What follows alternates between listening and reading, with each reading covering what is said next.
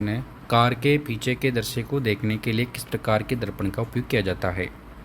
उत्तल दर्पण का, समतल दर्पण का, अवतल दर्पण का, गोलीय दर्पण का। तो इसमें कार के पीछे या फिर मोटरसाइकिल के पीछे देखना है तो वो जो साइड मिरर होता है, साइड मिरर में कौन से दर्पण होता है वो, तो उसका उत्तर है उत्तल दर्पण। और आपको बताना है ये जो दाढ़ी बनाने के लिए जिस दर्पण का उपयोग करते हैं उस दर्पण को अवतल दर्पण कहते हैं। और ये जो गाड़ियाँ होती हैं, जैसे ट्रैक्टर होते हैं, बसें होती हैं, या फिर जो भी व्हीकल होते हैं जिनके जो आगे हेडलाइट होती है, उस हेडलाइट में कौन से दर्पण का उपयोग किया जाता है? अवतल दर्पण का उपयोग किया जाता है। चलो नेक्स्ट प्रश्न पे बढ़ते हैं, ध्यान रखना। न्यूटन की डिस्क किससे संबंधित है? तो न्यूटन की डिस्क किससे संबंधित है? गुरुत्वाकर्षण बल से, चुंबकीय बल से, प्रकाश के सात रंग से, गति के नियम से। तो हमने पढ़ा है, थोड़ा सा याद करो, कक्षा 7 की पार्ट है अपने, उस पार्ट में है न्यूटन की प्रकाश चैप्टर है, उसमें है।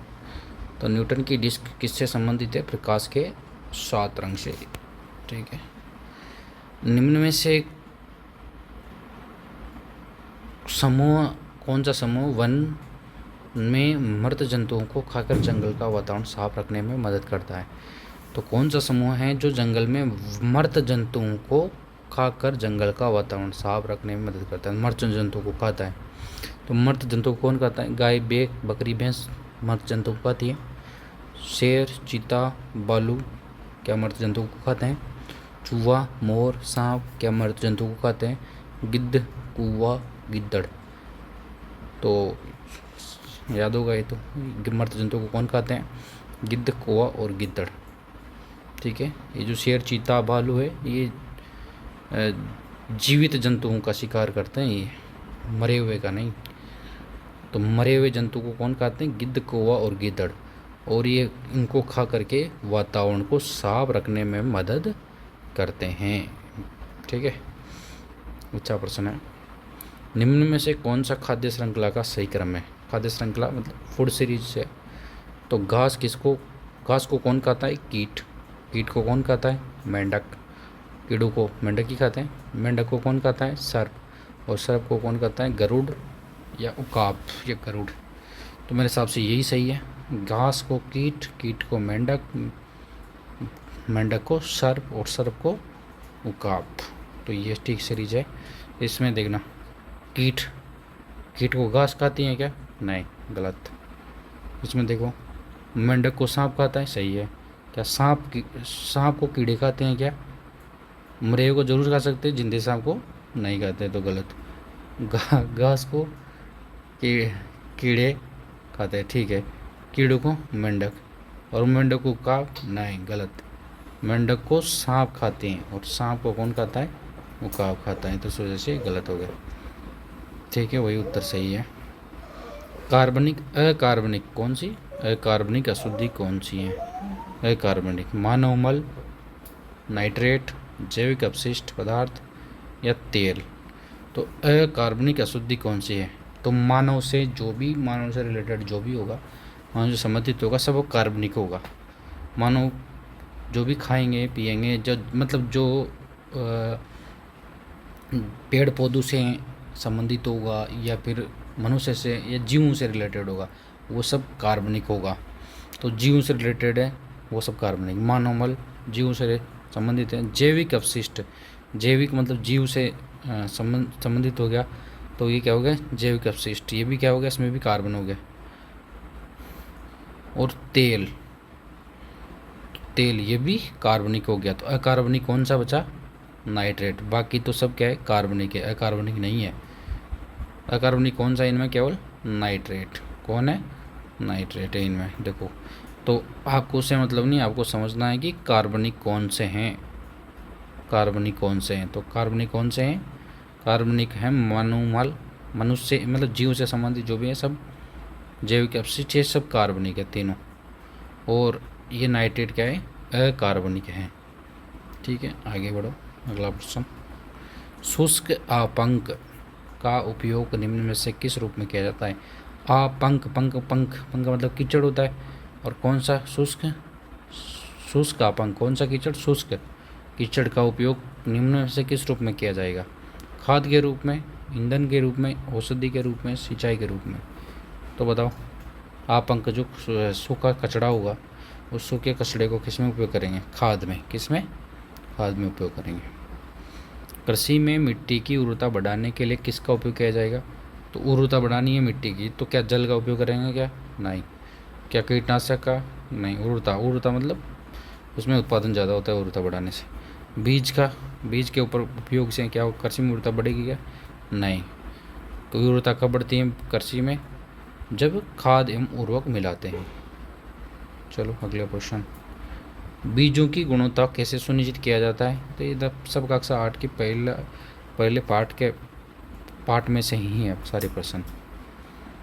बीजों की गुणवत्ता कैसे सुनिश्चित की जाती है? उसके आकार को देखकर, उसके रंग को देखकर, परीक्षण करके, कीमत देकर।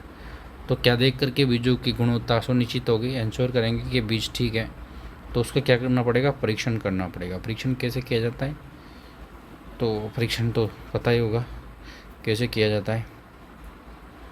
पानी में डाल करके जो तैरते हैं जो बीज, वो ख़राब होते हैं, खोखले होते हैं, और जो बीज डूब जाते हैं वो बीज ठीक होते हैं। तो ऐसा कुछ परीक्षण है फिर किताब में। अगला प्रश्न। निम्न में से किस प्रकार का सूक्ष्म जीव पर्यावरण को स्वच्छ रखने में योगदान करता है? तो ये अपने कक्षा 8 में पार्ट 2 से प्रश्न है। निम्न में से किस प्रकार का सूक्ष्म जीव पर्यावरण स्वच्छ रखने में मदद करते हैं? तो पर्यावरण को स्वच्छ रखने में कौन मदद करेंगे? कार्बनिक अपशिष्ट के अपघटन द्वारा, मृदा की उर्वरता में वृद्धि करके, नाइट्रोजन स्थिरीकरण के द्वारा, फास्फरीकरण के द्वारा। तो प्रश्न को ध्यान से देखना, यहाँ हर जगह पर सूक्ष्म जीव उपयोगी होते हैं, हर जगह पर सूक्ष्म जीव उपयोग हो रहे हैं, पर प्रश्न में क्या पूछा है अपने को? सूक्ष्म जीव, कौन से सूक्ष्म जीव, किस प्रकार के सूक्ष्म जीव पर्यावरण को स्वच्छ रखने में, किसकी बात कर रहे हैं? केवल पर्यावरण स्वच्छ की। पर्यावरण स्वच्छ, कार्बनिक अपशिष्ट क्या होते हैं? तो मानव के द्वारा, जैसे मल है, मानव मल क्या है? कार्बनिक अपशिष्ट है। या कोई जंतु, जैविक अपशिष्ट, जैसे कोई जंतु हैं, जैसे कोई जंतु हैं और जंतु मर जाता है तो वो सड़ता रहता है, तो वो भी क्या है? कार्बनिक अपशिष्ट है। कोई पेड़ पौधे सड़ते हैं, या फिर कोई जीव जंतु मर जाते हैं, सड़ जाते हैं, तो वो सब क्या है? वो कार्बनिक अपशिष्ट। या अपन जो केले के छिलके होते हैं, या फिर फलों के छिलके होते हैं, तो वो फेंक देते हैं तो वो सड़ते रहते हैं, तो वो सब क्या है? वो कार्बनिक अपशिष्ट है, और उससे स्मेल आती है, गंदगी आती है। तो उनको साफ करने का कार्य कौन करते हैं? सूक्ष्म जीव करते हैं। तो उनको साफ करने का काम कौन से सूक्ष्म जीव करते हैं? तो उसको साफ करने का कार्य कार्बनिक अपशिष्ट के अपघटन होता है, और वो अपघटन कौन करता है? सूक्ष्म जीव करते हैं। अपघटन कौन करता है? सूक्ष्म जीव। अगला प्रश्न। निम्न में से कौन सी प्रतिजैविक औषधि है? Sodium carbonate, sodium bicarbonate, east और स्ट्रेप्टोमाइसिन। तो इसका मैंने तरीका बताया था। एंटीबायोटिक को कैसे पता करते हैं? ये दवा एंटीबायोटिक है, उसके नाम से पता चल जाता है। सोडियम बाइकार्बोनेट है, या ये हैं, या ये हैं, या ये क्या नाम है? स्ट्रेप्टोमाइसिन क्या है? प्रतिजैविक औषधि है। पेट्रोलियम का निर्माण मुख्य रूप से किसके द्वारा होता है? मृत वनस्पति के द्वारा, समुद्री जीवों के अवशेष के द्वारा, जल से, हवा से। तो पेट्रोलियम का निर्माण किसके द्वारा होता है? समुद्री जीवों के अवशेष से। और मृत वनस्पति के द्वारा किसका निर्माण होता है? तो मृत वनस्पति के द्वारा कोयले का निर्माण होता है, याद है आपको शायद। अगला प्रश्न है, वाहनों के लिए सबसे कम प्रदूषक, जो सबसे कम पोल्यूशन होता है, उसका क्या नाम है? प्रदूषक ईंधन कौन सा है जिससे सबसे कम प्रदूषण होता है? पेट्रोल से, डीजल से, सीएनजी से, एलपीजी से। तो बताओ सबसे कम प्रदूषक कौन सी ईंधन है? वो है सीएनजी, आदर्श ईंधन बोला जाता है इसको, सीएनजी को। स्वतः दहन का उदाहरण क्या है? जो अपने आप ही जल जाए उसको बोलेंगे स्वतः दहन। तो स्वतः दहन का उदाहरण कौन सा है? जो कमरे के तापमान पर ही जल जाते हैं, वो स्वतः दहन का उदाहरण होगा। क्या पेट्रोल कमरे के ताप पर जलता है? नहीं। डीजल जलता है क्या कमरे के तापमान पर? मैग्नीशियम नहीं, फास्फोरस। फास्फोरस कमरे के तापमान पर भी जल जाता है। कमरे के तापमान पर लगभग 25 डिग्री सेल्सियस तापमान को कमरे का तापमान कहते हैं। तो कमरे के तापमान को पर ही कोई पदार्थ जल जाते हैं तो उसे सवत दहन कहेंगे। इसका उदाहरण है फास्फोरस। फास्फोरस में भी कौन सा? श्वेत फास्फोरस। कौन सा? श्वेत फास्फोरस है। ठीक है, ठीक है, आगे बढ़ते हैं। ईंधनों का किस प्रकार का दहन कार्बन मोनोऑक्साइड गैस देता है? तो स्वतः दहन कार्बन मोनोऑक्साइड देगा क्या? मुझे तो नहीं लगता कि नहीं देगा ये। स्वतः दहन मतलब पूर्णतः उसका दहन होगा स्वतः दहन में। तो तीव्र दहन, जब पूर्णतः दहन हो रहा है तो उसमें कुछ बचेगा नहीं। अपूर्ण दहन, तो कार्बन मोनोऑक्साइड गैस कब बनती है? जब अपूर्ण दहन होता है। तो सिगड़ी जलाते हैं तो उसमें कार्बन मोनोऑक्साइड होती है, सिगड़ी में बनती है, तो हमारे लिए घातक होती है। ठीक है, आगे बढ़े। अगला प्रश्न क्या होगा इसका उत्तर? कार्बन मोनोऑक्साइड अपूर्ण दहन में बनता है। जब किसी ईंधन का अपूर्ण दहन नहीं होता है तो कार्बन मोनोऑक्साइड बनता है। वन्य जीवों के संरक्षण हेतु संरक्षित क्षेत्र कौन सा नहीं है? तो वन्य जीवों के संरक्षण हेतु संरक्षित क्षेत्र कौन सा नहीं है? वन्य जीव अभयारण्य बिल्कुल संरक्षण के लिए बनाया गया है। राष्ट्रीय उद्यान, नेशनल पार्क, ये भी बनाया गया है। जैवमंडल आरक्षित क्षेत्र बनाया गया। औद्योगिक पार्क, उद्योग, इंडस्ट्रियल पार्क की बात कर रहे हैं, जहाँ पर मशीनें जहाँ पर काम करते हैं लोग, क्या वो वन्य जीव के संरक्षण के लिए होंगे क्या औद्योगिक पार्क? नहीं। तो इसका उत्तर क्या होगा? ये होगा। ये बाकी तो वन्य जीवों के संरक्षण के लिए है। प्रश्न क्या पूछा है? वन्य जीवों के संरक्षण के लिए कौन सा नहीं है? तो कौन सा नहीं है? औद्योगिक पार्क नहीं है। अगला प्रश्न, संरक्षित क्षेत्रों में क्या गतिविधियाँ होती हैं? संरक्षित क्षेत्र होते हैं जैसे कि वन्य जीव अभयारण्य होते हैं, जैवमंडल आरक्षित क्षेत्र होते हैं, और नेशनल पार्क यानी राष्ट्रीय उद्यान होते हैं, वन्य जीव अभयारण्य। तो इनमें क्या क्या गतिविधियाँ होती हैं? क्या वहाँ पर पर्यटन का विकास होता है क्या? इसमें वन्य जीवों का शिकार होता है क्या? इनमें वन्य जीव अभयारण्य में, एरिया में, नेशनल पार्क में प्राकृतिक संसाधनों का दोहन, क्या जो जहाँ भी वो जो भी वहाँ नेचुरल रिसोर्सेज हैं, प्राकृतिक संसाधन है, क्या उनका सबका दोहन होता है कि काम में लेते हैं क्या उनको? या फिर वनस्पति जात और प्राणी जात का संरक्षण होता है वहाँ पर? तो शायद आसान प्रश्न पढ़ने में पता चल रहा है कि उत्तर क्या होगा। संरक्षित क्षेत्र में क्या क्या गतिविधि? पर्यटन का विकास तो नहीं होगा, वन्य जीवों का शिकार नहीं होगा।